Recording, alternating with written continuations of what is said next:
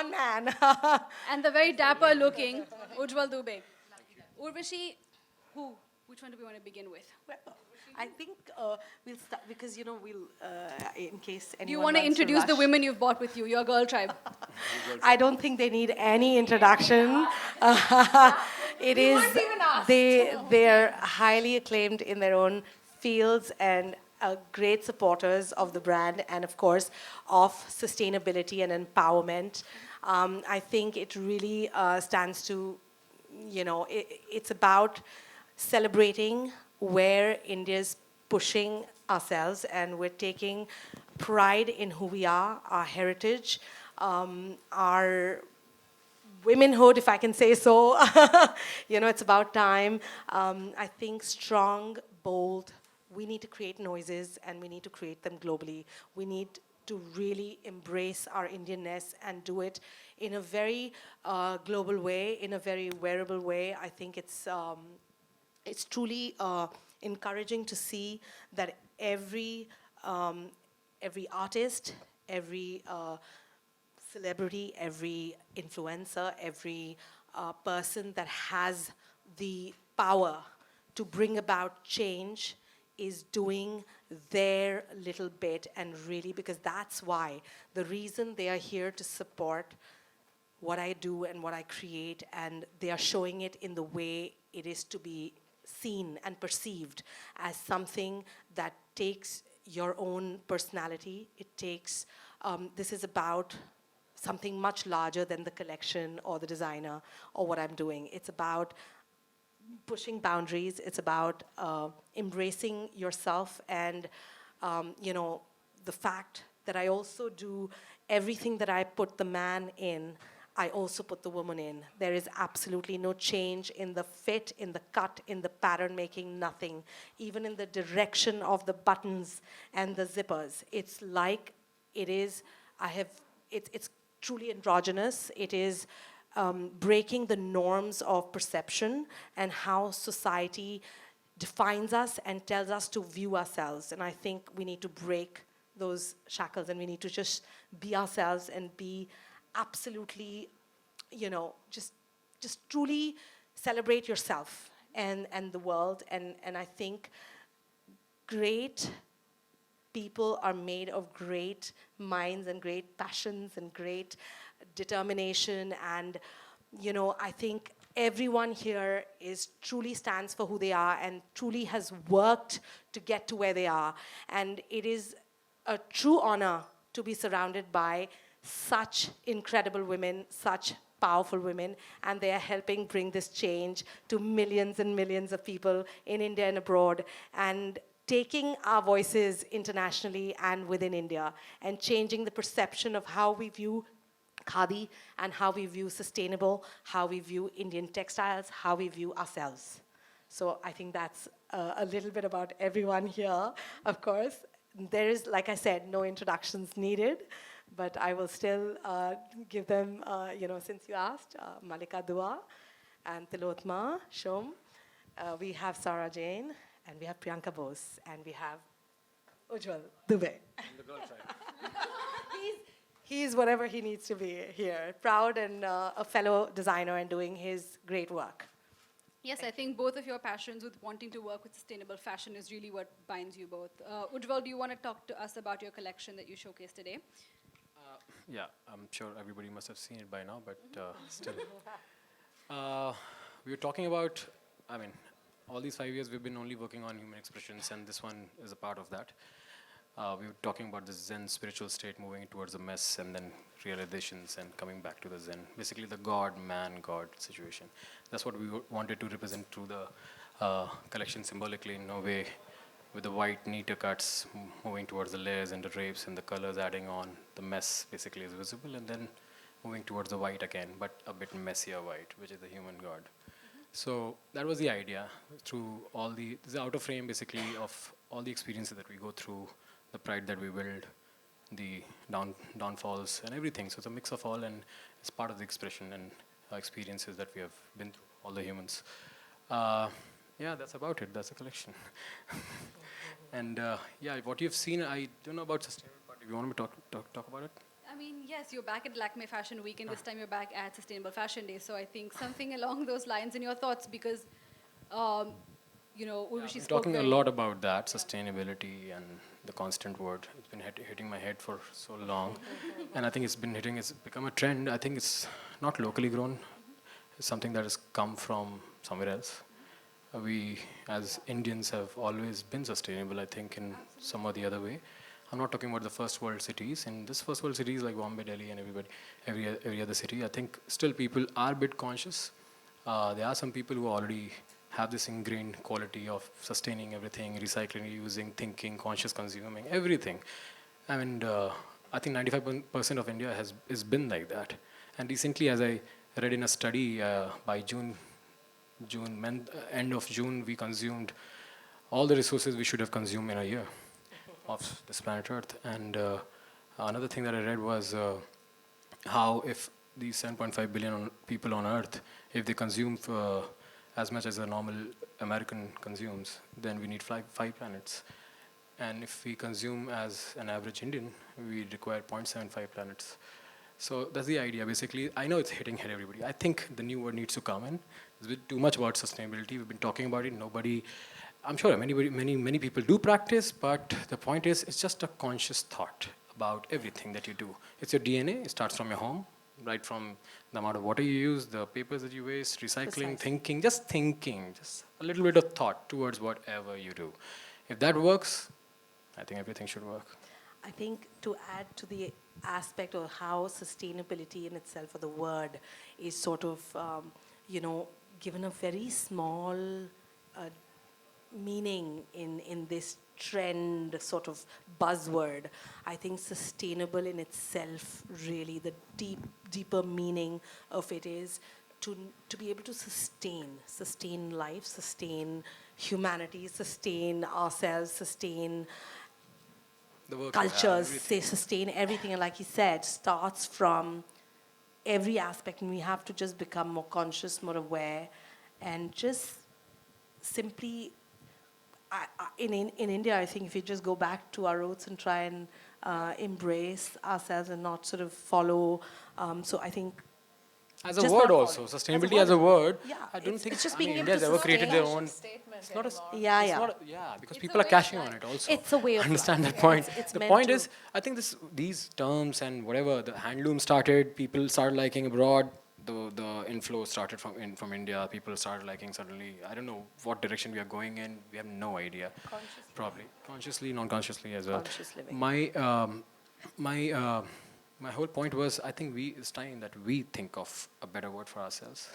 If we can't, at least a word. Why? The conscious is something that we think of, and not sustainability, because it's been overdone now. And now people think, oh, sustainability is everything about cotton and polyester, and in many cases very contradictory, because cotton takes more water than polyester, Yeah. and so many things. So think You about know, it. So it's not even.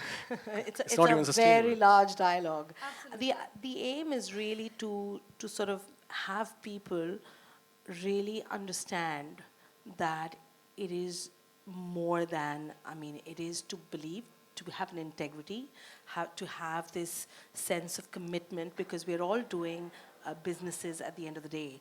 But if you can do whatever little carbon footprint you're putting in there or more, just be as conscious as possible. Even a drop, if millions of everybody puts one drop in the ocean, it does count for a lot. So I think it's just to encourage everybody to just become more aware and just to not go anti-trend entirely, and just go back to the beauty of design in the space of fashion, in this field of fashion. Just celebrate design, celebrate crafts, celebrate, the human element, that goes through it, and just celebrate it, really. That's beautiful. Would you want everyone to just, why not? I would love to hear from them, yes. I mean, just sustainable, again, it's not a fashion statement for me. I definitely am checking myself because I'm not a very big buyer, but I like things and mostly clothes. So now, we've all grown up with like hand-me-downs and everything, and I just feel like as a practice, it just works for me. I don't want to be in a position to buy any more clothes anymore. As long as I know designers like this, I will always pick up the phone and ask them and return it respectfully is how I want to see my sustainability growing. And of course, the ecosystem in my home takes care of itself, but we are trying to be as mindful as possible. But the fashion industry, definitely, we coexist. So this is how I am trying to be a little bit more It mindful. should not be a statement. It's a need of the hour. It's something that I think we've been taken for granted for a long time from our educational system as well. Because it's understood that humans हैं तो ethics तो होगा ही नहीं. No, nobody teaches us ethics. Full on, doesn't matter, it's copy, it's non-copy, sustainable, non-sustainable, ethical, non-ethical. Nobody thinks about this. We learn all these colonial books, and we get into this industrialization system following these capitalists. I'm not saying I'm a communist, but I'm just saying, being too political here.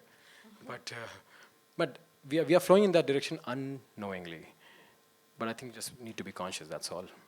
I That think should be each the one one. of us making our more individual conscious choices towards making a better future. I think Yeah. that's.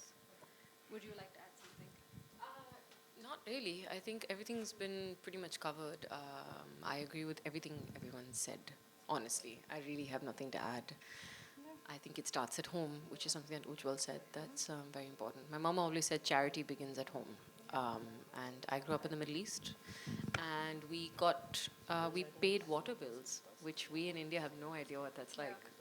And by default of that, we had to be very particular about how we used water and electricity at home. So I think it's just the little things. And I think, again, I'm going to go back to what Ujjwal said about just being conscious, because I think that if everyone does their part, it will trickle down and it will become part of the bigger picture. So that's really it. I think we agree. Okay. So I can't say I know much about what constitutes sustainable clothing, because I just found out that, you know, things like cotton uses up more water than polyester and things like that. But for me, it came from a very selfish need to feel better. And I feel that, like, when I wear polyester and when I wear something that is too synthetic, I don't feel nice. I feel better when I wear something like this or something that breathes. And the same goes for what we eat. And I think there's something to say there, you know, that if it's making you feel a certain way, then clearly there's a story behind it. More than that, I mean, we can't go so far in our desire to mass produce and be greedy and just go completely crazy that we forget that there is a planet that we inhabit. Matlab, where will you do all this fashion if the planet only doesn't exist? So, and it's nice, like, it's a nice vibe, I feel. Like, when you're doing something good and you're looking good while doing it.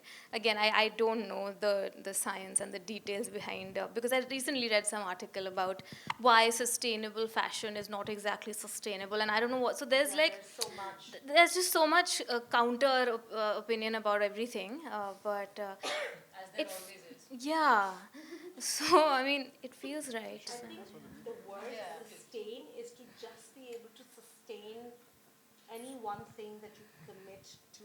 Yeah. And be able to, I mean, on one hand, you know, it's about slow fashion. It's about not following trends and doing, like in my collections, it's all trans-seasonal. So I do not put autumn, winter. I do not put spring, summer. I encourage people to buy the collections, and there is no waste produced. So you are not just you know, over consuming and over producing. You're also encouraging people to buy seasons after the collection was launched. It's not out of fashion, it is not trend, it's simply how you feel when you wear it. And although there is this aspect of slowing down, and we must be conscious of how much we're consuming, the excess, but it's all driven by this business of fashion that sort of tells you, you know, we've created trends to want to produce more and sell more. But the communities that we support, or the people that are the artisans and the craftsmen and the weavers and you know, the block makers, and we need to support their communities and sustain their livelihoods. So, yes, absolutely. Yes. I guess so. You most. I think we're going to finish. Sorry. Yes, please.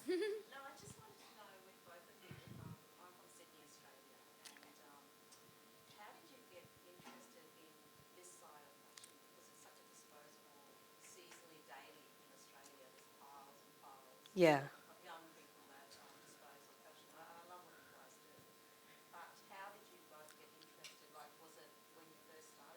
So, no, in my case, yeah, well, I guess we've had different experiences and we'll have different reasons why we chose it. In my case, my father was in the army, in the Indian Army, and we traveled. So as a child, I have been in 12 different towns or villages or cities in 12 years of schooling life. And he was in the infantry. So we were not in cities most of the time. We were in the most rural of places, places people haven't heard of. If I start to rattle off the names, you're like, okay, does it exist on the map of India? But yes, it does. So these are, some of them are literally in wilderness. So I was surrounded by nature. I was surrounded, I grew up in towns where there were many weaving clusters around and my mom, being a lover of textiles and an artist herself, we would go into these little villages and towns and tribal places even in Arunachal, and I would remember she'd just start drawing and sketching out there, and we'd start to get to know about these people and their lives and their cultures, and then costumes and their cultural costumes were a part of who they were. In some cultures, they even bury themselves with everything that they own, from their jewelry to their sword, the Mishmi tribes in Arunachal. And I remember, because we used to say, oh my gosh, this is so amazing. We wanted to acquire some of what they were wearing, because we knew that it's never gonna be seen, and I don't know where we could. It was just so beautiful aesthetically and very culturally relevant to them, and very, there was a whole identity behind what I was seeing. And my mom used to just drag us to these places, and so I grew up learning about the saris of every state, because I've lived in almost so many states. And so it was a natural, yes, it was a natural progression. My grandmother was probably the first fashionista that I ever got exposed to. She actually was a poetess, fought for the freedom of our country, gave away every European clothing that they owned, and they fought for what they believed was a much larger cause. I think since independence, we've somewhat lost that purpose, other than the individual purpose of earning more money or getting more success or your own travel, and you're trying to only, sort of please yourself and your senses. But when there is a larger cause that you are sort of believe in, and you want to come together and really bring about this change, I think there's something greater in that humanity that comes out. And so I come from this lineage of women that just broke every norm there was to decide to live. And she turned her entire garage into a Godrej, almirahs filled with saris and juttis and, textile and